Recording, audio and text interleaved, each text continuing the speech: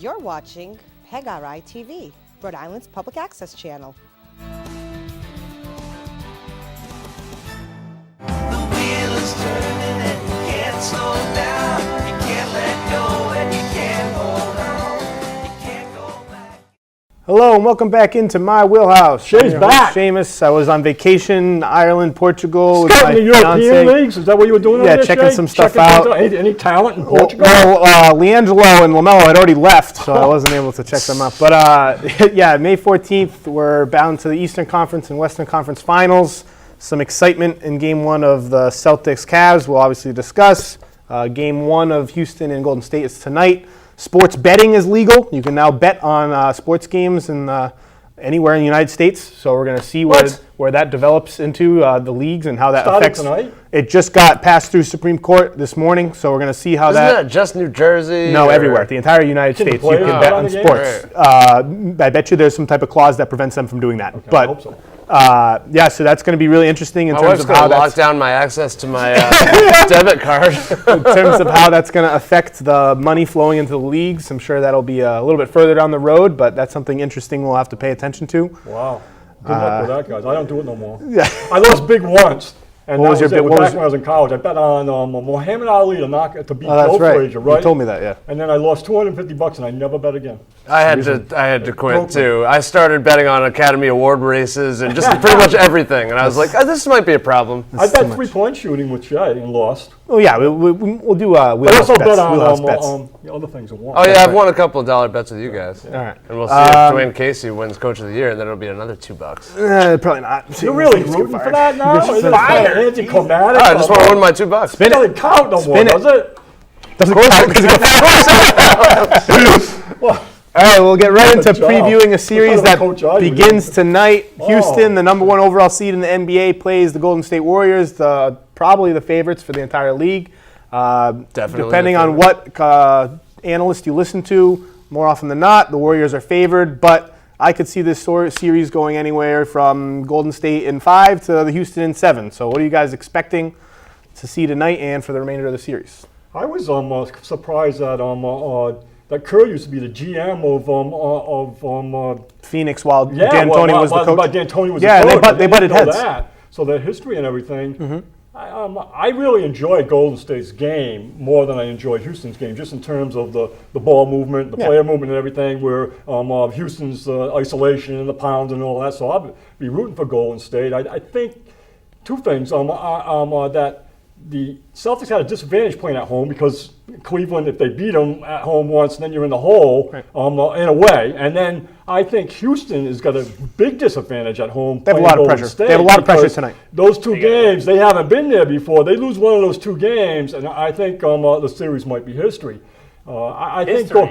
Well, they're definitely going to lose one of the first two games. You think And Houston's going to win the first two games? I think No they chance. have to. They absolutely have to win tonight. But I think there's no chance I they think win the they first two almost have to win I think they both lose their both. first 2 home games. To win that series, Houston's got to win both. Because stealing 1 or 2 I think I agree with in that. Golden State's not going to happen. I think that I think I'm going to choose the Warriors in 6 games, which means I think that Houston will get one of these 2, and then probably one of the 2 in Golden State. But then I think that Golden State will win it out from there. I mean, you spoke on the Warriors' pitfalls are often effort, which has been proven to be put behind them now. All of their members of their team are trying full effort. Bad turnovers, which is going to happen with a team that kind of gets full of themselves while comparing that to being such a pass-heavy offense. There's going to be more opportunities for bad turnovers. And where the Rockets could really capitalize is in that department because they've proven to be a newly anointed strong defensive team. They have a good array of players that jump passing lanes. Trevor Ariza is one of the best off-ball and on-ball defenders in the league in terms of threes. Yeah, so they similarly to what they're going to be able to do if they get it past them and if the Cavs get past us, the Celtics, they have a good array of players to throw at a Durant or a LeBron type with PJ Tucker and with Ariza and with Luke Richard and Bamute. But I'm not buying into their defense. I mean, I'm not either. I'm picking the Warriors to win. Like Houston's defense, I think it's going to be points. It's going to be like the score's going to be 120 to 125. Yeah, for sure. Like every game. And the other thing is that Golden State, the way they've used Green as the 5 and then not as the 5, they can create a matchup for Harden that is very, very difficult. So who's Harden going to play if a big player? Is he going to play Curry? He's going to play Klay Thompson? I mean, Harden. And he's not going to be good on them. I mean, but if they play the Hampton 5 lineup, which is Draymond at the 5 with Iguodala and Draymond Durant, Green? yeah, he'll guard Iguodala or Draymond. I mean, that's what it is. But that's a bad matchup. Something that's going to be interesting. Clint Capella could explode there. Though. Right, that's something that's going to be interesting is because a key player. in previous, I think he is the X factor for the Rockets because in the previous 2 series he outplayed both Gobert and who they play in the first round. I completely forget now at this point. Minnesota, Towns. He completely outplayed Towns. Without Curry. Yes, and it's going to be interesting looking forward in terms of how the Rockets accommodate this Hampton 5 lineup that is like formerly the death lineup in terms of what Capella can be able to do and whether or not he'll be able to stay on the floor. He's proven that he can handle switching onto guards more aptly than would be previously expected. So maybe he can handle himself on Curry switches in a little bit, especially if Curry isn't. Oh, he's only 80% instead of a full 100%. So it's interesting. I think Capella is going to be definitely the X factor. My X factor is Eric Gordon. I think Eric Gordon's been very inconsistent, maybe even just bad. Against Utah, he looked pretty bad, and I think they really need him to step up. PJ Tucker became more of an X factor for them against Utah. He was hitting a lot of great 3-point shots. But I don't think anybody's really talking about defense. I think psychologically, I think they're talking about having to outscore. Some baggage on Houston. He certainly Paul's got baggage where he's never made it this far, and he's also a type of character that I guess his teammates don't like that much. Judging from they consider him a politician and he's somebody that's more in line with the front office than he is with the players. Like D'Antoni's got a little baggage. He's never really made it that far either. And Harden certainly's got some baggage because he played so poorly last year in the playoffs. Chris Paul looked pretty awesome in that 41-point closeout game. But now it's unbelievable. Now it's the time for him to. No, I disagree to a point. I agree and. Formerly, it was whether or not Harden and Chris Paul could take their team to heights that otherwise they have not been able to get to. And I think that the block in the judgment of Chris Paul was the Western Conference Finals. And now that he's gotten there, I think that he's going to have kind of less pressure on his shoulders. The pressure remains on Harden on whether he can continue to extend himself. Because even at the end of that Utah series, he looked gassed in the games. He's either wearing down or he's just like losing it. I just don't think that he has the motor to go a full 90 games in a season and to be able to be an MVP level on the 91st and 92nd game. And we saw that in years past, and it looks like there's hints of it now. It's just that the Rockets may be able to withstand that with another Hall of Fame point guard to be able to replace him. And I think that CP3 is going to be able to continue his play the way that he has so far this playoffs. And I'm hoping Capella will be able to stay on the floor and be able to be as effective as he was in the previous series. But I would not be surprised that when it comes to Game 3, Game 4, Game 5 with James Harden, if he starts to get maybe in foul trouble, you see some weak shooting performances. We see some games where he maybe doesn't even attempt over 10 shots in the game. I think that's where the loss for the Rockets is really going to end up hitting them. I think the Rockets have no chance. I think it's more likely that it's a sweep than it's Game 7 and the Rockets win 7. Maybe. They're not going to. They can't keep up with the firepower. Harden everybody on the Rockets has to they have to outscore him, which isn't. It's impossible. No, Harden needs to be incredible. Harden needs to average 30 points in the series. Put up 20. Harden needs to put up plus 30. It's just everybody has to play perfect on the Rockets. Yeah, I think Harden to make it and even Paul happen. need to combine for 60 in every game. All right, final picks. Who you got? Golden State. How many games? 6. You're picking sweep. See, I had Houston all year, but then I see the way Harden's been playing in the playoffs. You can pick Houston. He's doing this. I wouldn't be surprised. I wouldn't be surprised if Houston won. What's their record? It's ridiculous. They're 50-5. With Harden and Paul in the Harden, Paul, and Capella, they're 50-5. Yeah. Stick with it. Stick with it. I'll say Houston and 7. Houston and 7. Pull off a crazy upset. I respect that. I want to see the Celtics play Golden State. Is this the best team that Golden State has Golden State's played in the Steve Kerr era? I think Caps. Any team that has LeBron is better. Yeah. Best Western Conference team. I think it's getting overhyped as if it was. The Spurs are pretty good. They play the Spurs. All right, Philadelphia 76ers. The Boston Celtics had a very exciting 5-game victory series over them. Both Ben Simmons and Joel Embiid had average, pretty rocky series. Some games they were there, some games they weren't. Ben Simmons stunk and Embiid was great. I'm an apologist. All of a sudden it becomes a small forward, what is he now? Small forward? He's not He's every position. He can be whatever position he wants to be. He didn't put a Ben point Simmons guard was in the below average. sorry that and for him, he was way below I'm average. sorry that he raised his standard so high to be an all-NBA level player that when he came into this and displayed tendencies that you would expect from a rookie first-year player, everyone collapsed the mountain on him, and it was obvious it was his fault. No, it was no, understandable no. performance from a rookie No, player. even if you took away the regular season, his performance in the regular season, if people were just watching everybody like it was a clean slate, watching him, people would say he kind of stinks sometimes. It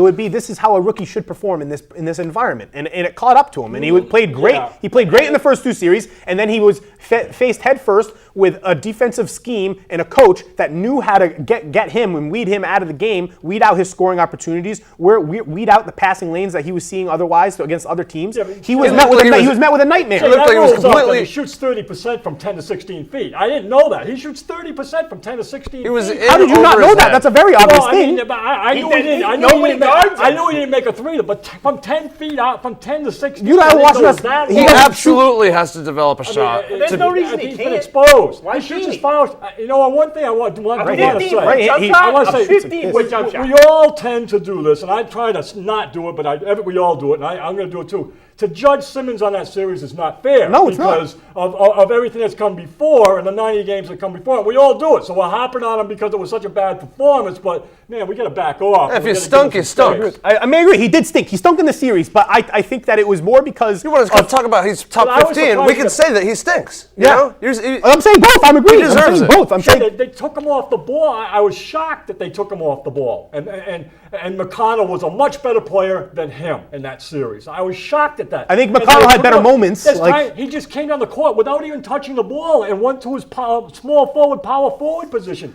I didn't see that happen in the whole season. I think thought it's they'd about go with him I think it's no about matter what. learning what to do in certain tendencies against certain players, how to read certain situations. He's going to learn. He's going to be fine. He's going to be a future all-star. He's going to be a future top five player in the league perennially. He had a bad series after having two phenomenal series, one phenomenal series previously, and I think that's fine. I think the Sixers overachieved, and they had a great Dan season. said Absolutely. he's the type of really good player that he would not Don't tell want us to. Embiid that they overachieved, though. But I do like that Simmons walked up to Embiid and he's like, you know what? It's going to be a lot of rings on these fingers. Yeah, it's reasonable. He's like, you know what? We're going to be here for a long time, and they're going to have so many people clamoring to go to Talking Philly. about Embiid, I mean, this is one of the They got a lot of classic cap things space over that there, series. too. With the confetti game, it's certainly So embarrassing. We're in your head. We're in your head. Yeah.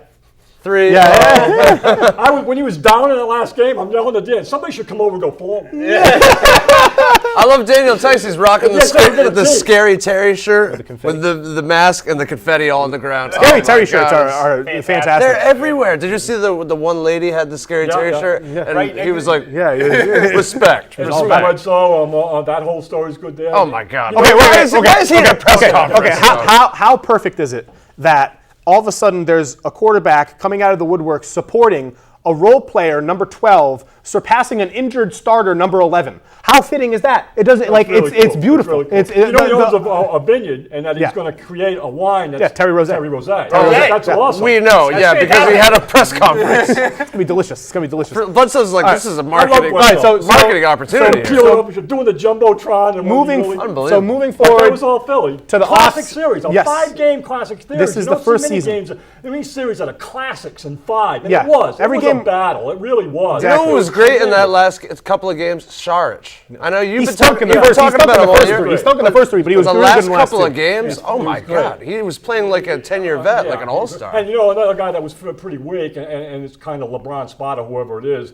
now they have to go that route, is Covington. Covington was really weak in the series. Yeah, but that's how Covington goes. He guess, has but ebbs he and did. flows all year. Yeah. That's the type of player he is. He's going to go on a 2-month stretch where he's shooting 50% from 3 and he's a lockdown defender and you can't score on him, and then he's going to go another month and a half stretch where he shoots 1 for 9 frequently. So he's a weird player, and you need to catch him on the right ride, the right wave of his year. And unfortunately, I love the rivalry. He It's really stunk it cool. out there. Oh, it's going to a be great Oh God, ongoing. when Redick hit those shots, I mean, my wife and I were like, oh my Right. God, we almost collapsed. Oh, Like, I- why does this have No, to I be just so explained to freaking Shay how we stressful? listened to it, and everything went out on us when Bellinelli hit his shot. And all I could do was hear it on Maxwell's broadcast of Bellinelli hit that shot falling out of bounds. And then when you're watching it, and his teammates grab him and they're carrying him off the court, and the coach leaves the floor and the confetti comes down. But hold on! Yeah. No, I was listening because I I couldn't. knew that was the moment he shot. He was like 9 inches didn't too see far it, so forward. I'm just He was listening 9 to inches it. too far forward. Yeah, I was just listening to it too. There's streaming restrictions in European countries apparently,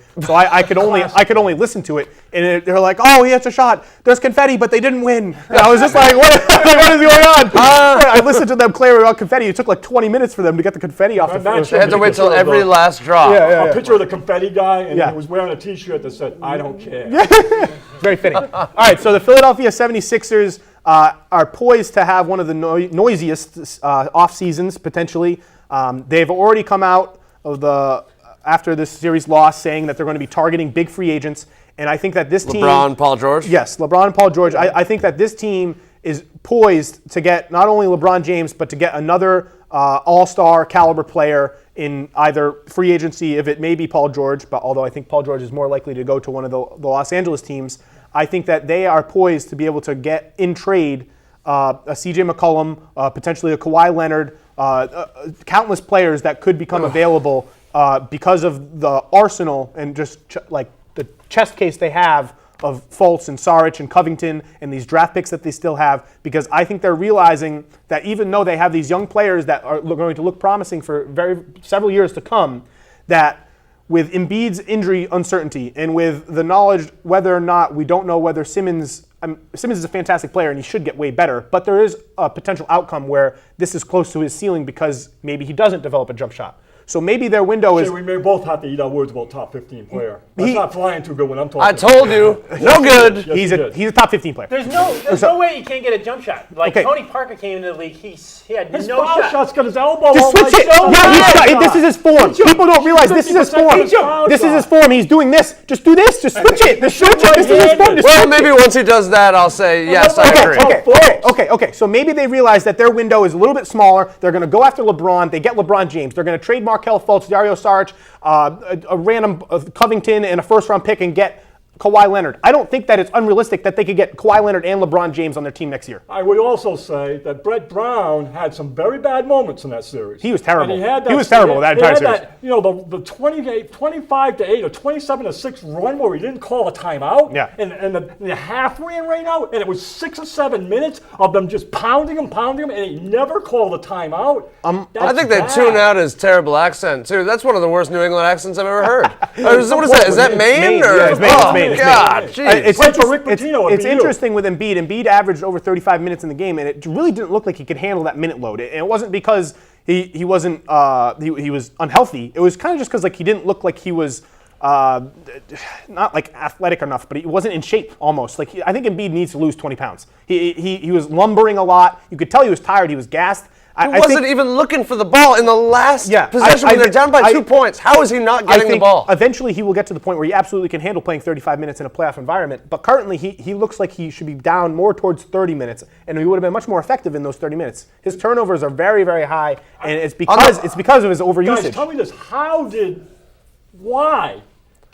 And Stevens knew this was going to happen. On the inbound, on the pass to Horford, over the top, down low. Fantastic There's play. a switch. Yeah. Why did they switch? Why did Embiid switch that play? And how did Stevens know he was going to switch that, which they say he did, switch that play? And that's, again, some coaching going on with Stevens is reading. It's watching. Yeah, it's watching film and knowing when the other team switches their. Yeah. He's out on the three-point line, Embiid on that play. Yeah, it's funny. The IQ discrepancy between the teams was, it's huge. Yes. Our defensive schemes in terms of when we switch, we're switching. I mean, we're going to talk about the Cleveland series. We're switching when the pass is mid-air to the entry pass. We have Tatum coming and Terry leaking back, and we're getting the switch. Kevin Love thinks he has a mismatch, but when he turns around, he gets stripped by Tatum. He doesn't even know Tatum's there. And we were doing that in Philly as well. And that was a similar variation of that at the end of the game where Brad is taking out of his treasure chest this play that he ran twice when he was in Butler 9 years ago. And people that find this footage are hilarious, that find this footage so quickly after the game, and they parallel them side by side. And we're seeing this play, and it's just like, he knows it's going to work. He knows that the other team, what they're going to do to try to accommodate fixing this play, and they're going to lose, and they don't stand a chance. And it's just dependent on whether Al Horford can make a layup. and it's great. Al Horford has been a top 5 player in this playoffs. Absolutely. He's been a tremendous player. I wanna wear his jersey every day. Any final statements on Philadelphia, what they're going to be next year? You know, you touched on what they could possibly do. I think they could do that and maybe even keep J.J. Redick as a mid-level exception. I think he would be willing to come back for less money. Because he wants the ring, Yes. you know, and he's become a leader there. He wants to be on that team. He feels, you know, like he's respected and like they want him there. He wants to be there, and I think that's a great the foundation of a great team. They got young, tall talent in Saric, you know, getting up. I don't think they really have to trade him either. But yeah, if you get 2 huge superstars, I mean that's terrible for the Celtics, but it's great for the league. It's too bad that they have to go that route, and it's almost like saying they can't do it with what they got. And then, you know, LeBron, it just seems so fake. I don't like that at all. I don't even like when Kyrie comes. Well, like, wouldn't you rather have? Wouldn't you rather get LeBron? And now they're going to be a good team. Yeah, but wouldn't you rather have like LeBron, Embiid, and Ben Simmons winning championships instead of the Golden State Warriors? No, really. I want, and what we already have is we have the Celtics in Philadelphia with tremendous rivalry going. Phenomenal rivalry. And they don't need LeBron. What do you mean? To if keep LeBron goes to Philly, the Celtics get Kyrie and Gordon. And Philly gets LeBron. We're going to have even teams for the next 10 years. The other thing I was saying, Maxwell said it the other night, is that you can't possibly be looking forward at all, especially with the Celtics. You got to take this right now while you got a chance. This may be the best chance that this group of players ever gets to win a championship. No. Absolutely. That's ridiculous. That is ridiculous. No, it is not. It is not, because you don't know. Jason Tatum is 19 years old. You don't know what next year is going to bring. You know where you are right now. I know we're going to be a lot healthier. You've got your shot right now. There's nothing that says that Philly or Boston is ever going to get that shot again. We're going to get that shot 9 more times. Well, that's as bad as you were going. I thought you were going to be kidnapped by an alien and go back to the 60s and play and try out for the Celtics. Dan loved that one too. You don't think That you need to go? You need to go back and watch the game. Go back and watch the game. You're going to play. Go What back. position you're going to play? Any I would position. be like Ben Simmons. I'd play all 5. You need to And go I back could and you should go back and watch shoot. the And I games. could shoot. You should go back and watch the games. Yeah, you got Amir Johnson coming off the should. books. Yeah. You got Bellinelli coming off the books. Yeah. Ilyasova. I See did you watch later. some Lakers That's a lot of games, money. so. Yeah, good. They got money We'll to talk about that. spend. Spin it.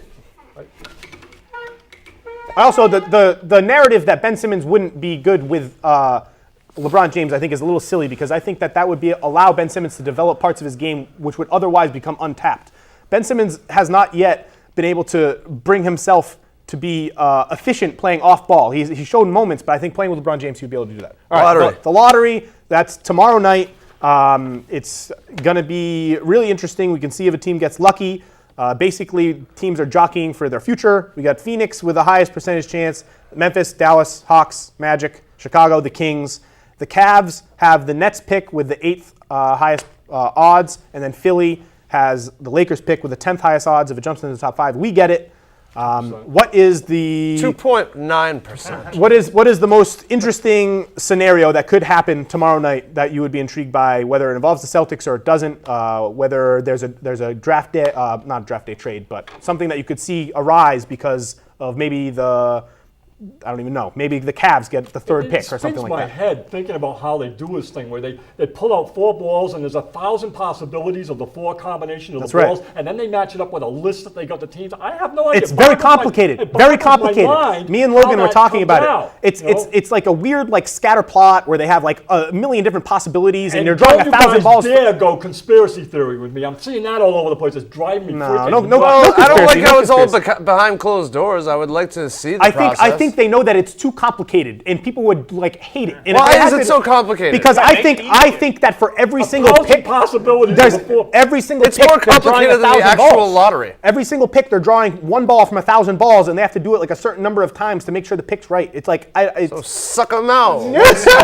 Once you pick them, just take all those balls out of there. yeah, but then they have to recycle them in. It seems overwhelming. I don't know. I think that the most Phoenix is definitely getting the first pick. I think 'Cause Phoenix they're is definitely getting DeAndre So Ayton. they No, did a- I think they they're did a gonna pick mock Luka ping pong Doncic. ball on the one that I watched, and the Mavs came up with the first pick. yeah. Yeah. A mock ping pong ball. All You right. think Doncic is going first? I think if Phoenix has the first pick, they're absolutely going to pick Luka I think Doncic because Doncic- of something we'll discuss about coaches, because they just But, hired you know, the there's this thing- Slovenian what I coach. heard on that is just throwing this out. Would Booker rather play with Ayton, or would Booker rather play with Doncic? Well, Ayton wants to play with Booker, but it doesn't Well, matter. he also from Arizona. Well, the But other wouldn't Booker rather have Ayton? No, not necessarily, because the thing that recently arose was that Phoenix was going to be offering max contract to Clint Capella this offseason, so that may eradicate that kind of heightens the fact that they're probably not going to be going after a big in the draft because they think that they can land a big in free agency. Twin Towers. I don't have much to say about this. I mean, it's No, I know, relatively honestly, interesting. It just boggles my mind. I probably will tune in when they're doing it tomorrow night. Just before It's the like Celtics it's like game, it's like 8 o'clock, I think, maybe Until next 7:30. year when Predicting Celtics the have got lottery this- is the impossible. Sacramento set. I'm keeping my fingers crossed that the Cavs don't get some stupid luck and like get like the 3rd or 2nd pick, because they've been known to get abnormally lucky. When LeBron his- packed up Didn't and they went to have- Miami, yeah, got they- number 1 2 years in a row. Yeah. And- Well, they and know how 3 to in botch 5 that up. years. They know how to botch that up. Yeah. The Chicago Bulls also, I wouldn't be surprised if they got a little lucky and got a little higher. They have the 6 odds. The year that they got Derrick Rose at 1, I think they were at either 7 or 8 as well. So those are some teams to look for. Fingers crossed. You never know. The Lakers could get. We could get the 5th pick. We could get it. Fingers crossed. That would be something. That would be good. All right, some new coaches have landed in new homes. Oh my God! It's We a got, carousel. I think there's 5 new coaches. So the New York Knicks landed David Fizdale, former Grizzlies coach and former Heat assistant. The Phoenix Suns landed Igor Kokoskov, Jazz assistant, or the Slovenian Doncic. national head coach of the Slovenian national team, which Doncic played on. Atlanta Hawks landed Lloyd Pierce, player development assistant coach for the Sixers. The Hornets landed James Borrego, a Spurs assistant. And I think he was an interim coach for the Magic a couple of years ago. And the Memphis Grizzlies signed on their interim coach, J.B. Bickerstaff. Which of these coaches has the best fit, and which one do you think is going to do the best job with their team next year? I think they're all fired next year. All Every fired team is next fired. year? The only one that doesn't get fired. That's the worst take They're ever. definitely fired. These teams are awful. I and they're think in pressure. Fizdale's going to do all right in New York. I think Fizdale Fizdale does does well. Nobody's going to do all right. There's no way. There's no way that's getting New York. Okay, wait. Why do you think the leash is going to be so You tight don't, on? okay, you don't hire a coach with the intention, especially if you're a bad team, with the intention of firing them if your team continues to be bad. That's what's going to happen. I know. It's a win. It's a win-win to get hired as a coach of a bad team because you're not expected to do anything. No, if they go, Well, if all those teams are terrible. David Fizdale's the highest quality coach out of all these, and the Knicks is the highest profile job. I think that he probably has the highest likelihood of success because of the likelihood that they can draw free agents with his acumen around the league in terms of his ability to coach player as assistant on the Heat. Players love him. Players love him, and Yeah. they play for him. So And Fizdale. LeBron- So If Fizdale. you're- Him and LeBron really they're going like to each be other. awful. They don't have the uniform. So what are you going to replace Fizdale with? Yeah, Porzingis might not play. Porzingis might not play. What if They they don't have go? Porzingis. What if What if they they win got? 10 games? He's and in. they're fired. Fizdale's in. He's Why not getting would you fired. take that job if you're Fizdale? He is the best of the. All right, so I could see Lloyd Pierce, Borrego, and Bickerstaff getting fired. The best match is Igor. I think the best match is He's Igor the as well. best match. That's the best Igor- match. Because the if he first, gets the that first pick. European to come over, the Yes. first international, that's going to have a lot of gravitas. It's to even somebody like Doncic or whatever it is. I think it'll be think fantastic, and I think that's the best match. I think it makes so much sense because I think that this proves that if they land the number 1 pick and if they get the number 2 pick, they should be can still fine. get it, yeah. That they're going to draft Luka Doncic. I think he will fit well next to Devin Booker. They're hoping that Elfrid Payton can develop into a stronger defender to help those two guys who have had their defensive qualms. But I think that this chemistry and the synchronization that will have, especially showing what we've seen this last season and the season before, where what he did on the Jazz as a developmental coach with players coming from the G League, the Royce O'Neals, and we've seen improvements for Joe Ingles, and he's had his fingerprints over a lot of that. And if you talk to the players and you listen to what their players are saying about Igor, they're saying that he really had a big imprint on their improvement as a player and their understanding of the game. And I think that that's going to be huge for this young team as someone who knows what best roles the players need to have, because otherwise, a lot of these young assets, Dragon Bender, Marquise Chris, are really lost. They're lost souls. Earl Watson was a complete bozo who didn't really know what situations to put his players in to succeed, and I think Igor will capitalize. Too bad they couldn't get Quinn Snyder along with them and just bring them both over there so they could teach them how to play defense. Because didn't they allow 160 points in a game last year? They were terrible. They're awful. They're awful. But I mean, think about it. If they have Igor as a coach, they draft Doncic, they sign Capella, that's an intriguing team. And I think that's a team that in 2 years could be a playoff fringe team in 2 years. Yeah, I like that. Yeah, I think for sure. one thing that I think is what's still to happen, and the other coaches that are still going to Exactly. be placed because you've got openings that are there. We can just go right to that. I wrote that on the board Oh, I too. But didn't we know can there was just, another no, we board. can go that. I thought- Unfilled. I don't really. We don't need to spin it again. Unfilled positions are the Raptors, the Pistons, Orlando Magic, and the Milwaukee Bucks. It's a few pretty good jobs. Coach Bud has been Those are rumored. jobs, really. Coach Bud from Atlanta has been rumored to be connected to both Toronto and Milwaukee. They both want him. Basically, every other Spurs assistant has been interviewed by all 4 of these teams, including Messina, Becky Hammond. Dwayne Casey is just assumed to be in the running for the other jobs that aren't Toronto. We still have Steve Clifford. We still have Mark Jackson. We still have Jeff Did we Van say Gundy Van on the block. Gundy? Did we say Larinaga? Larinaga, He's yeah, interviewing he's everywhere. been he's interviewing. been- I heard that he had the biggest traction with Charlotte, which got filled by Borrego, so maybe he Stackhouse is Stackhouse as well. I think Stackhouse would be a good place for Toronto to hire if they were willing to transition away from one of their big stars. I think that Yeah, Stackhouse if would they be a good keep the player. stars, then I think they have to go with somebody a little bit Exactly. more. Clifford. I could see Clifford. with a little bit more veteran intriguing one to me, experience. I love Pau Gasol's take on it. I mean, that guy's Yeah. a nice intellectual. Yeah, he is. Becky Hammond. I like mean, Becky Becky. He says Becky Hammond's ready. He says not just ready, that she is. And you know, I had a long talk with my daughter Cassidy about this, and I feel this way too. It is not a gender issue. It is not a gender issue. I coach women's basketball. I had 6 players that I could say would have been great coaches. It's all experience. That's what it is. It's not gender. She it's has it. experience. She has and the time. what Pop says that coming off a pick and roll, that Becky Hammond's eyes see the same thing that Tony Parker sees. And I remember my players. she was a very successful player. Safi's father. He was United States Coach of the Year out of East Haven High School. She learned the game at her father's knee. She knew it inside out. She would have been a great coach if she wanted to. I think Becky Hammond is somebody that's ready to happen. I really hope. So I the think Bucks will I think bring she's that. ready for it. But I'm just afraid. This isn't me talking, but this is talking for the league. I'm just afraid that the NBA players aren't all ready for it. Yeah, but that's where you're calling it disagree. a gender issue when you're saying that, and I think that's wrong. Is that you weren't. Again, not me saying it. Have you listened to Pau Gasol? But I know for a fact that 100% of the NBA players wouldn't be down She's already for that. got 5 years experience there. She coached the summer league. No, team. she's experienced got and she's a complete worthy respect. coach. I think it's When more I likely. talk about my former players, they had tremendous Okay. respect from the men's players. I think they get as much. A lot of these players that were real good players, they've had I think that. So you think it would be 100% okay with all the players? I agree with you. I think she would. I agree with you, and I think She's that that good. I think if she gets hired as the It's not coach, the gender, players she's would good. the players would buy in. If she was hired as the coach, the thing that I side with Sloan a little bit is that these 4 teams, Toronto, Detroit, Orlando, Milwaukee, I think that the only progressive thinking GMs and owners are in Orlando newly because they just hired, they brought in the people from Milwaukee, and Toronto with Masai Uri. And I think it's known that Toronto is trying to get Bud or an experienced former head coach. The Milwaukee and I Bucks is don't, the match. I don't think. I think the The Milwaukee Bucks is the Bucks. match. I think the Milwaukee Bucks is the match.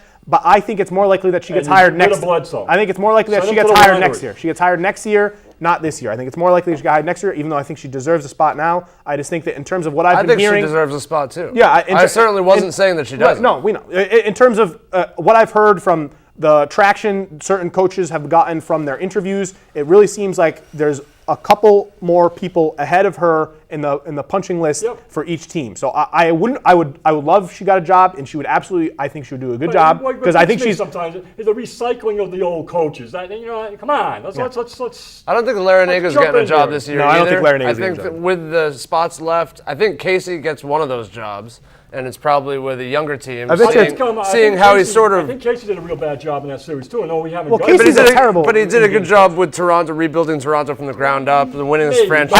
I could see him going to in their Orlando. history. I could see him going to Orlando With a young team, yeah. And then, So, Sloan, you're a big Toronto fan, and I know.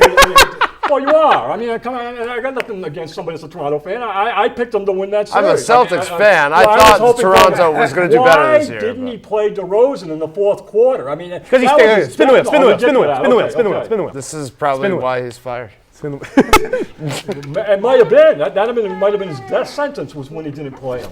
No, I think he was fired just because they were going to lose, and they had something they had gotta to do happen. something. Something had to happen, and he was the easiest choice to change something up. Oh, that's a good one. All right, so let's talk about some of Michael Jordan's best games. That was fun. So Looking at those games. I went back this past week. I think I watched like 4 Michael Jordan games, including his career high 69 against the Cavs.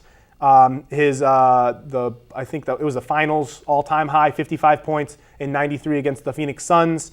And Well, before you list them all another out, why don't you 49 give us a points. chance to throw the ones out there that we like the best? Well, I'm just saying the games I watched. And Oh, yeah, okay, what you games? watched. What game You did you watch? Well, the games that I actually watched the game when it happened is the Boston Celtics 63-point game. I think that game stands out above them all to me because that was in '86 when he was only in his second year and he came in, and that was against the '86 Celtics, which is best Bird, teams all time. Johnson, Ainge, Parrish, McHale, Walton, Yeah. and he came in there. They had no idea this was going to happen to them, and as it happened, to see Bird's reaction and McHale's reaction, like, come on, we're the best freaking team on the planet, Right. and how is this second year playing? And he just kept doing it and kept doing it and kept doing it. Hit the 2 foul shots after time expired to bring it to overtime. And the 63 points were magic. And the other one for me is the flu game. I thought the flu game it stands out as The hangover game. It's heroic. Well, I think that's really what they. Oh, say. 100%. He was hungover for sure. Well, that's a big thing to say because they certainly say it was. That's what it's because he was drinking the night before. I think he was sick. and then he was throwing up all night, and he was still throwing up, and he was so bad he couldn't even talk on the bench. Yeah, I mean, it's some really a lot of mental strength to be able to carry your body to be able to do it. But Well, I don't think he had a flu. I think he was partying the night before. Yeah, but he's partying that hard. I mean, it was commonly accepted that Jordan once played 39 holes of golf before a playoff game. Hey, if you're playing enough poker, Yeah, the he whiskey did goes whatever- down quick when you play poker. Yeah, but this was coming back was up. playing a lot of cards. quicker than it was going down. Maybe But some anyways, those bunk are the two whiskey. that in my mind. Which games did you check out? When he scored 55 against New York and just absolutely dominated that move where he sort of hesitated, spun around, spun again, and then dunked on Patrick Ewing. That was pretty Patrick Those awesome. are really cool. all How New he, York how he- matches how he are great. glides in, and then he goes up one more time Yeah. to dunk it. I love that. He's going, and then he rises again. and No dunks one really Whoa. floats like him. No How'd one you really do floats that? like him. He always got up against New York, especially in Madison Square. He hated New York. Oh, yeah. Well, I mean, there was one that series helped. New York won the first 2 games in Chicago, and then Jordan was like, "Now where are you all?" And he won the next 4 games. It was like he's fantastic. And then, of course, a last shot couple of game games where he against had the Utah. last shot. Yeah, Last shot against Utah. I watched that Brian game as Russell, well. the great crossover, and then of course over Craig Elo, the hanging jump. double Yeah. clutch shot, with which the is so with the clutch. GOAT argument, as I was watching the games and listening to this stuff, one thought that I'd like you guys to give me your take on it is that Jordan had a lot easier time than LeBron is having in terms of the Golden State Warriors and San Antonio Spurs, where Jordan played Utah twice and played Phoenix. And Phoenix strong. That team was really I'm strong. just saying, he won 6-0, and they hold that as his calling card in terms of the GOAT. And then LeBron doesn't have that record, but did LeBron have a much stiffer task with what he went against them? I mean, the competition in the league in general is dramatically more competitive, and the players are much better than they were back then. And it's interesting because in the Phoenix game, that Phoenix team I think was the best team Jordan played in the finals. That was Barkley, Marley, Chambers, Kevin Johnson. Danny Ainge. Yeah, it was a good all-around team. It had every aspect that it needed to have. In most other years, that would be a championship caliber team. But watching some of the Eastern Conference matchups, specifically the Cavs, who were probably his most frequent opponent in the playoffs, that Cavs team was pretty bad. And it's like kind of insulting to watch them in their best players, who are probably they're probably what Brad Daugherty and Mark Price were considered what top 30, top 30, top 35 players in the league at that time. Yeah. These guys, I don't know if they could start in the NBA now. Brad Daugherty is really soft, and he was. I know you're going down that road too often. I'm going down. So Brad Daugherty was a really, really good player. No, but he really wasn't. But he really wasn't. So he like. was an outstanding college player at North Carolina, and he was a good So pro. when was the last time you watched a Brad Daugherty game? When was the last time you watched a Brad Daugherty game? Well, I watched him a lot. No, but I know you watched a ton when he played. But when was the last time, in terms of right now, that you watched a full game of Brad That's why I Daugherty? think you're making a big mistake doing that. You're doing that consistently. Going back, how'd you like Jordan's games? I mean, and you're saying you didn't like Molly, you didn't like Barkley, you didn't like. I didn't say that. Barkley's a beast. But you're saying that those players, you can't say that they weren't good. They weren't. They. Okay. So You can't say that you would have made the team. No, I wouldn't have. Not. can't say that. I would in 1960. 1960, you're still saying. Yes, absolutely. You're Unquestionably. Go back. exposing yourself. I'm not exposing myself. Go back and watch footage of 1960 basketball. Any position now, you're saying. Any position. Go back and watch. All Dan right, says the you've got a worse left hand than Cousy. I would have been the best shooter. Cousy couldn't dribble with his left hand. What do you mean? Cousy had one of the worst left hands of all time of basketball. I gotta make some personal assertions. Are you joking? I gotta make some personal assertions that will never be proven.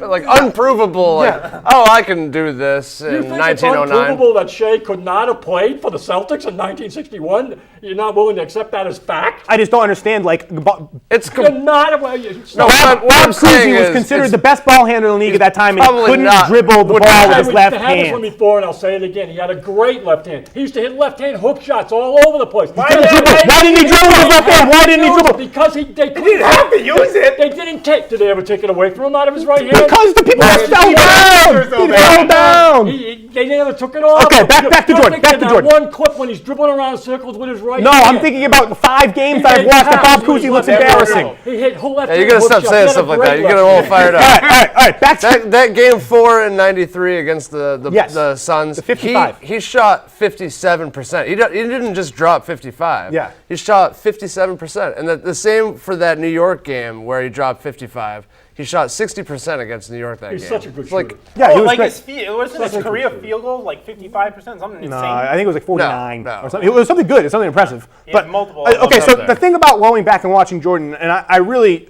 encourage everyone to watch as many Jordan games as possible because he is truly remarkable. And his ability to affect a game and the fabric of the game and how what the outcome is going to be is pretty irreplaceable in terms of comparing him to other players. And his shot difficulty in terms of the shots that he is making personally, not anyone around him affecting the shot, his shot difficulty is sky high in his fadeaways and his double clutches and his spinning finish layups and his hang time and all of that is remarkable. But I urge people when they watch Michael Jordan's games to try to focus on the players that aren't Michael Jordan. Because I think that there's a lot of glorification in what Michael Jordan did, not to discredit it because he's phenomenal. And if he's not the best player of all time, he's the second best player of all time, but he's probably the best player of all time. And the glorification of Michael Jordan is because you get so awestruck by what he does and you fail to realize that on the other side of the ball, there's people that aren't hedging over screens. There's people that don't put their hands up on shots. There's people with very limited verticals to contest shots. There's people that don't put their hands up when he's at the rim. There's people that are weak and don't have strong upper bodies. There's players that get cross-legged and fall down when he doesn't have dribble moves. There's Craig Elo. That shot, that was maybe the best defense Craig Elo ever played against Michael Jordan. Craig Elo how can you describe Craig Elo for me? How good is Craig Elo? Because he looks terrible. He's a marginal player. Because he looks terrible. He's He a looks marginal awful. player. I don't think he would He's make. not awful. He was pretty. He could hit shots. Because I think I've watched like he could four. play, I think but I've watched he like. was barely a starter on Yes, the team. I think I was watching maybe 3 or 4 Cavs games, and from the 4 Cavs games that I've seen, Craig Elo looks like he doesn't Shay, belong in Ron, NBA. so there's a what lot you're of there's a lot of flip sides to what you just said. I wanna there's- support what you I just think said. I think there's a lot of fundamentally more sound plays that you'll see in games like that. I think there's a lot more aggressiveness and hustle. Well, one thing, Shea, let me support him. So, because I think he's on target a little bit with this. And one thing he said last week off camera, 2 weeks ago when we were talking, was that he asked me, did they even do slides back in the old days because of how bad laterally they move? Well, they show the Phoenix game, and you watch the Phoenix game, the Phoenix big game against Phoenix, and Molly's playing him. And Molly's playing him, and he goes left with a crossover, and Molly can't defend it. And afterwards, they talk to Molly, and Molly says, "That's unplayable." And then when you watch it, you say, "What do you mean that's unplayable?" Yeah. And you're watching Molly, and you're saying, "It's you." It's that like he can't freezes. play It's that. like they It's not freeze. The game has And definitely you see evolved. crossovers with Kyrie Irving and everybody. If out Michael there. Jordan played in this era, he would I mean, evolve as Tatum's well. crossover is, you know? is stronger than. I think than certain Jordan. players would That's be able exactly. to evolve through eras, and he was. Well, that's not the argument. The argument is how good they were from what we have as a sample size. And Jordan was incredible, but the players that he played against, the defensive schemes that didn't exist in the 90s and in the 80s are so prevalent when you Shay. compare. If you go and you watch, so what me and my friend Brady, he hasn't been on the show. I'm going to try to have him on soon. But what we did is we alternated, and we watched 3 games. We watched a Jordan game, and then we watched Cavs Warriors the first year, and then we went back and we watched another Jordan game. And just the difference between the level of defense that the Phoenix Suns were playing, considered to be one of the strongest defensive teams in the league. They were the best team in the league. They won 60-something games that year, versus what even the Cleveland Cavaliers were doing defensively. Not the Golden State Warriors, the stronger defensive team in that matchup, in terms of what the Cleveland Cavaliers were doing to defend Stephen Curry, to defend Klay Thompson, to defend even Draymond Green, was so much more complex. And there was so much more movement, and there was so much more, you could tell that the IQ, you needed to have such a greater wherewithal of what was going on. And then when you go back and you watch, I can't even think of, what's number 21? He's bald. He was like a thrasher scorer on Phoenix. No, not Sabalos. He was maybe the 5th best player. Whatever. That guy, he was frequently lost, looking around in circles, stumbling over his own feet. And even Kevin Johnson, considered a great defender. I'm stop supporting you a little bit and say, I hope you live long enough that your grandson stares you in the face and says, Craps on those this guys era. that LeBron played with were crap. And you know what? Because that's what you're doing. And that's not right. It's not right. I think that it's right because you subjectively in So what are you going to say then? You're going to talk the same way I'm talking. No, I'm not, because if I'm watching Are you basketball, going to say that LeBron, that those players are crap that are playing LeBron? Okay. 30 years If in from now? 10 years everybody's the Greek Freak and Kevin Durant and Carl Towns, You're I'm looking going to at be today. like, yeah, they're better okay, wait, Your grandson is going to stare you in the wait, face so I'm like gonna keep Shea. doing that. Wait. Yeah, you're going to keep doing that, but Wait. you're still going to hear just what Shea said. You're going to hear it from that generation. Wait, but there's true. absolutely potential outcomes but where that end up with Greek Freak being a better all-time player than LeBron James. That could happen. But in I'm the not saying it 90s, but it could when happen. Logan and I were watching basketball ravenously in the 90s, we could have said that in the late 70s, early 80s, it was crap back then, and all the 90s guys would have absolutely destroyed you can always say that. Yes, the you game can. evolves. No, you can't. The Yes, you game can. continues to progressively evolve. in time. Are we not a more educated I don't see what the population? point of it is. Do we not have better understanding why of can't you health say it and 30 medicine? years down the and- road the same way? Why can't you say it again 30 years saying down the I road? will. I'm saying I will. I'm saying in 30 years. will agree with You'll say that LeBron played against crap. No, I'm going to say would say that comparatively, NBA players are but better. I mean, you're going to hear the same voice that I'm hearing from Shea then, and that voice is going to be just as adamant as Shea is, saying that LeBron's competition was crap. Okay, and And you're comparatively, gonna it say, might be. You're full of crap. No, I'm not. I'm not going to say that. I'm going to say comparatively, yeah, you're right. I don't like it. The team in 30 like years, it. NBA athletes might be all superheroes, and I'm absolutely going to accept that. James Harden wasn't that good. Kevin Durant wasn't that good. The Greek No, Freak okay, wasn't that good. no, that's not. Kyrie wasn't that good. That's not what I'm saying, because I am saying Well, Michael that's what Jordan. you're saying No, I'm about not. Jordan. You're saying No. those I'm saying Michael Jordan was that You're good. I'm saying saying Charles Barkley was wasn't that that good. good. I'm saying Karl Malone was that good. I'm saying Craig Elo was not that good. I'm saying average Craig players. Elo is like Semi Ojeleye. You know Okay, what I mean? if Semi Ojeleye played in the 1980 NBA, he would be a beast. He would be one of the best defenders in the league. That's what I'm saying. I'm saying Yeah, players. right now, players 10 minutes a game. I'm not going to judge him on 10 minutes a Players game. 4 through 10 on the court from every era up until 2000s couldn't play now. That's what I'm saying. Let's just stop. It's we could have a whole show on this. Millennial And I'm argument. bringing Dan.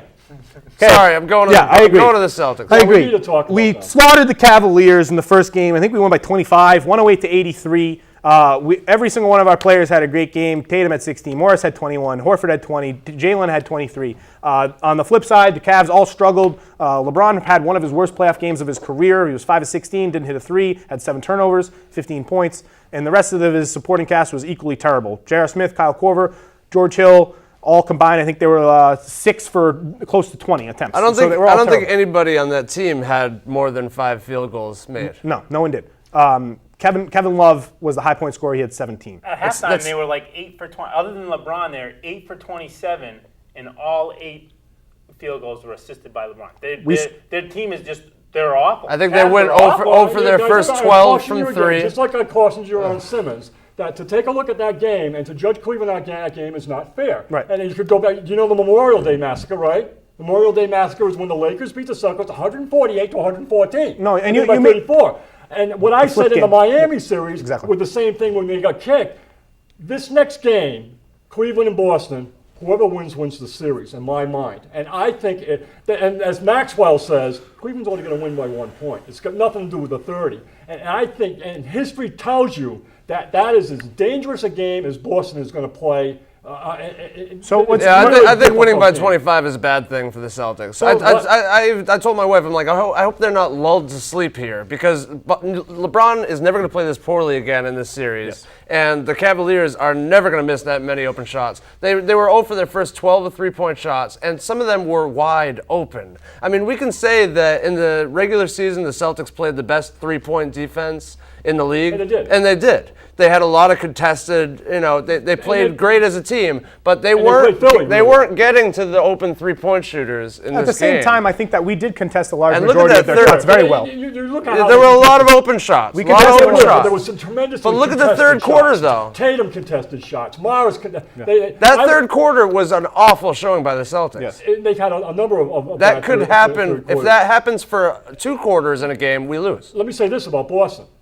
That first half is as good a defensive first half as I've seen played in the NBA only scored- in years. we scored more points in the first quarter than they scored in the Every first single possession defensively was awesome. The way that they were set. LeBron constantly was trying to force a switch that he could handle. Every time they switched, it'd be just Horford jumping on him instead of Marcus Morris, and he still couldn't penetrate. It was unbelievable how they attacked shots and how well they played defensively. I'm just glad that they have Stevens because Stevens will continue to keep them motivated. He will force them to stay that's aggressive. I think That's what I that hope. Other I think teams, I hope. other I'm teams still like picking Toronto might take a 25-point lead, sit on it, and then Sloan, I would say, throw it out the you know how window. you said that Cleveland might have been. I thank Toronto for that because I think Toronto put Cleveland to sleep. Because at first I was going to say For sure. oh, Toronto, man, they gave LeBron a rest and they gave him all this stuff. Cleveland's all set. But then once I saw it, I said, nah. Cleveland was not prepared for what Boston was going to bring to the table. They had just played what Toronto brought to the table. I don't think LeBron thought he was going to get bodied the way he did too. Between Morris, Baines, even Smart was out there. I mean, they were all bodying Rozier him. even played him. I mean, Rozier's the only guy who They were didn't. playing 3 guys in one possession. constantly. And when they collapsed and converged on him and double teamed him, they knew exactly which lane he was going to try and hit, and then they were attacking the lane behind him and intercepting the ball. It was perfect. Our defense was so it was a snake. slow. It was a snake. It was a snake. Tied together with a string. It was a snake. It was on a string. Jaylen Brown would leak off the weak side to help defense, and Morris would slip between the 2 defenders. It was beautiful. It flowed so perfectly. And to go back to what you said and the statement that you made about the Philly Heat series, where I think that it was definitely prevalent in that situation, and you spoke on the Sixers and the. No, not the Sixers. The Celtics and the. Memorial Day yeah, massacre. exactly. The Mother's Day I think massacre. it's a little bit different in this case It because Brad Stevens is. isn't a coach that's going to remain dormant in switches. He's going to make stages. And on the other side, Ty Lue's kind of a bum, so I'm not really concerned about him making correct But adjustments. LeBron is. Yeah, but look what he LeBron- did to okay, but that's what I'm Toronto. saying. Look what he did to Toronto in game 2. Okay, He came but down, okay. scored the first 14 points. Yes. So you may see that him attempt to do that. So in the what's next interesting game. is because the LeBron James that the Celtics are scared of is the one that is attacking the hoop, and he didn't do that frequently this last game. But on top of that, it's going to be interesting because one of the adjustments they should make, and one that has hurt the Celtics in series past, was Tristan Thompson and other bigs clogging up the paint and grabbing lots of boards. And that really hurt us. We're not known as a strong Offensive rebounding rebounds, teams, and they always out rebounded us. But the thing Ty about Lue's going to those, start Tristan Thompson. I game think two. he is. But the thing I about don't those think he two, can. those He's two going to. those two The adjustments Celtics don't have gone small. But those two adjustments don't parallel. Having LeBron James need to attack the hoop more and having Tristan Thompson clog up the paint more, those two clash. So it's going to be interesting. Cleveland isn't going to play this bad for the rest of the series, and it's going to be a dogfight, and I think it's going to go 7 games. But what's interesting is the adjustments that the Cleveland Cavaliers have to make aren't going to be as fortuitous as they could be if it was against a different team. I agree. I think Stevens is that good. Boy, was it shocking to have the coaches in the league vote for a coach of the year and not one of them vote for Stevens. Okay, that's something we should absolutely talk about. No, I mean, we're talking about how good Steven is. Who cares what 23 of the coaches say? There's only 7 I good don't coaches in the care league. either. Exactly. But every single coach, none of them to vote for Stevens. I have a theory. I got a theory too. It's the boy wonder, and then they're sick and tired of hearing the boy wonder at 40 years old being thrown in the face. I have a theory. Even Brett Brown said I would have voted for him before he realized that He didn't. it was 30-0. Everybody's didn't- gonna know. I didn't vote couldn't for have him. voted for him, even though I said I would have voted for him. Yeah, that was bad. All right. So the theory is that I think that the coaches poll for the coach of the Did you year. vote for yourself? I have No. no clue. Probably I not. don't think so. It'd be a tie every year. So 30-way tie. The coach of the year poll, where the coaches are choosing, I think that because it's assumed to be a tight knit network, and they all communicate frequently, and apparently they interact on and off the court a lot. I think that they probably lean towards coaches that may be in jeopardy, and I think that They point. they Very probably good point. they Solid probably point. they're hoping that maybe voting for Casey or maybe voting Yep. for a coach that could be in jeopardy of D'Antoni, leaving. McMillan, Snyder. There were a lot of people not in jeopardy. Getting McMillan, votes. yeah, but I mean, I think it's a stupid thing. I just hate it. Why do we have the NBCA Coach of the Year? A lot of people on Facebook were confused, thinking that it was the actual Coach Yeah, of the people Year. were very I had to confused. correct a lot of People people were with very that, confused. which was very That is stupid. true. Yeah. The Tommy voting, Heinsohn created that organization. the But results, before we run out of time, results of the voting are at the when's the end. last time we had such an underachieving team or overachieving team as Boston? When's the last underdog to win the whole thing? Is it the Dallas Mavericks with Nowitzki? When's the last time this has happened? it's either We're the seeing team- Mavericks or the Pistons. And we're seeing team ball overcome LeBron ball and Harden ball. We are. Is that what, we're seeing a team that plays without a star put a style of play out there. It's really refreshing to see this. great. When's the LeBron last wasn't. underdog- LeBron wasn't even running back on fast breaks, too. I mean, Well, he has he's. to take time. he'll to be talk more to him. I think he motivated. He talked to the ref after the first play. You know, he's a classic LeBron. I know He we're running out of accepted time. that loss. Did you hear his interview after the game when they asked him what happened to start the fourth quarter? And then he, in detail, went through the first 8 plays, every single bounce He of does the that. ball. He does that all the time. Yeah, but I mean, it was so extensive. It was like he But went then- right and did this, and this just went about and went that, and he came back and just every detail. And It was for about. that's what happened. It was for about. Yeah, people clapped in the press scrum. applauded It was for about 45 He played- seconds. that's He displayed amazing. a remarkable photographic memory, but in the middle, he purposely called Jordan Clarkson Jordan Crawford because Jordan Clarkson pooped the bed in that game and was absolutely no one. And Clarkson's been complaining the whole playoffs. everything too. that LeBron does is on purpose, and he absolutely was throwing a jab at him because he played like a pile of dog crap in that game. And he doesn't see a shot he doesn't like, but he's not efficient. They need to dial back his minutes. I wouldn't They play need him. Kyrie. They need another pick and roll player. That Clarkson and Rodney Hood have Rodney had issues. Rodney Hood is so bad. And they've What been is Rodney's complaining. problem? They're I sitting think on they the threw the ball sideline and they brought him in complaining. there. I think he was happier scoring 10 points in a 30-point defeat than he was sitting on the bench in a 30-point victory. Yeah, I don't know. He's really weird. I think that gone. team's weird. Okay, so where do you see the series going? I think it's 7 games. I wanted to pick the Celtics so bad, but I don't know Then if it's pick the going to Celtics. happen. I think the Cavs win. I think it's Cavs. I think it's Cavs in the I'm rooting 7th. for the Celtics, and I'm rooting for the They have a Celtics. great I'm going against you we guys can in win. everything. I We got can the win. Celtics in 6. I'm going Celtics winning all 4 games at home. I think we should I win. would not be we should win. But I still think that whoever wins tomorrow, We're the better wins team. series. We're the better team for sure. If we win tomorrow, we'll win. How about that? We We'll have win more tomorrow. talent. We have more talent. We have a better coach. We have more talent. We have a better coach. The only thing is LeBron The only James. thing is if LeBron averages 40, 10, and 10, which he could absolutely do, we might lose. That's the only thing that can be changed. Love looked so ready to. He really did. He looked so ready to play. They did. showed him So when he was soft. when He's they looked very at him, he was lined up. You know when he exposed him was when Hoffman took him to the hoop down. Well, low. Love looked Oh my amazing God, in he that last slaughtered him. series. Yeah, he took him Against he took him to the hoop. Toronto. I mean, Jalen slaughtered him on defense. I No, said, he couldn't man. score on anyone. Oh yeah, Jalen swatted him. was Get an out of awesome my play. zip code. But the Celtics, when they out-rebound teams, they don't really lose. I'm picking the Celtics. They out-rebound them, 38-30 or something? So it was, I think it was a First, good. they had 5 guys snatch rebound. I love when they pound the ball. Tatum did one. Hoffman Tatum did one. did Morris, awesome rebounds. Morris's block shot on James. Hoffman's 2 block shots were huge. I think that might have been Morris's best It game just- as a It Celtic. was Morris's Yeah, it was. Morris's So best wild. game of his career. He never played because a he better didn't game. force any shots. Exactly. He took Marcus Morris. That was his best game And of he his didn't career. play too many minutes. He took what was open. He was moving without the basketball. On defense, he was Yes. playing very Yes. committed Yes. defense. Everything he But did, that was is the only time consistent. I've ever seen him. They I've liked trusted everything each he other. You know did. what Thank play you. I really like? I like when Tatum came baseline and he showed the trust that Stevens owed, and he hit Morris for that 3-pointer. Up top with that was pass, tremendous. that beautiful pass. fantastic. But Morris LeBron and pass. Horford and the 2 guys that are out, they're tremendous mentors for the. And Yes, Morris absolutely. is one of them Absolutely. for those young guys. Yes. They nurtured those young guys and brought them to a level that is incredible right now. Brown and Tatum. I want to believe in the Celtics. I I want to say something about chumps, real Okay. quick. Chumps. I think the chump of the week and chump of the entire league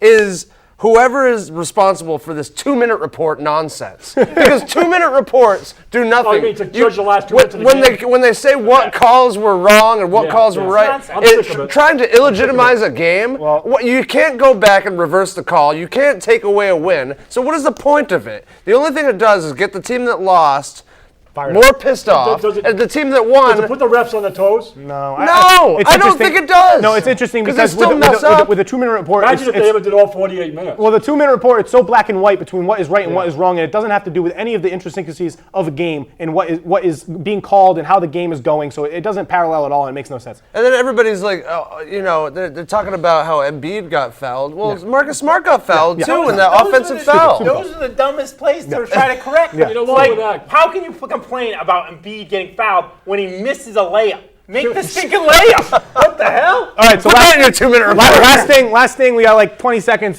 Quick victory lap for everyone that doesn't, everyone that's not Sloan, because the Toronto Raptors are terrible and they're a joke, and they should trade away everyone from their team that isn't Yeah, but we Pascal supported the Siakam. Celtics and you didn't. It's a sweet hat. It's a sweet hat. It's a sweet hat. It's a sweet hat. I like that hat. But Oh, they stink. God. Trade DeRozan. DeRozan is a mentally incapable person of succeeding late in the game. No, that's a bad way to end it. It's very true that he can't do that. He can't succeed. He's not. I never got to why he was on the bench in the fourth Because he stinks. Because he stinks. He's not good. Their team was better. their team was better. They came back. That's all the time we have to do. The Raptors stink. Go Celtics. Casey's See guy. you guys later. Go Celtics.